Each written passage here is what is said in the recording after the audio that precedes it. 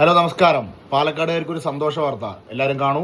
മേനോൻപാറയിലെ മലബാർ ഡിസ്റ്റിലറീസിൽ ജവാൻ മദ്യത്തിന്റെ ഉൽപാദനം ഉടൻ തുടങ്ങും.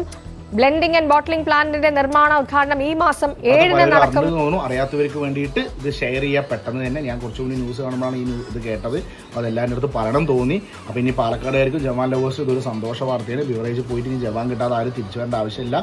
ജവാൻ എന്ന് പറയുന്ന സാധനം അറിയാത്തവർക്ക് വേണ്ടിയിട്ട് കേരള സർക്കാർ ഉൽപ്പാദിപ്പിക്കുന്ന ഒരു റമ്മാണ് ജവാൻ. റേറ്റ് വളരെ കുറവാണ്, ക്വാണ്ടിറ്റി നല്ല ഉണ്ടാവും, ക്വാളിറ്റി നല്ല ഉണ്ടാവും എന്നൊക്കെയാണ് പറയപ്പെടുന്നത്. അപ്പോൾ എന്തായാലും മദ്യനയം എന്ന് പറഞ്ഞിട്ട് വന്ന സർക്കാർ മദ്യത്തെ നന്നായി പ്രോത്സാഹിപ്പിക്കുന്നുണ്ട്. എനിക്ക് തോന്നുന്നു കുറച്ച് സംസ്ഥാനങ്ങളിൽ കേരളം ഈ പറയുന്ന പോലെ എന്താ പറയുക, ജനങ്ങളെ വിറ്റ് ജനങ്ങളുടെ ഇത് പൈസ ഉണ്ടാക്കുന്ന ഒരു പരിപാടിയൊക്കെയാണ് ഇത്. കാരണം ഒരുപാട് കുടുംബങ്ങൾക്ക് ഇത് വരുന്ന ബുദ്ധിമുട്ടുണ്ട്. അതൊന്നും ഗവൺമെൻറ് ഒരു വിഷയമല്ല.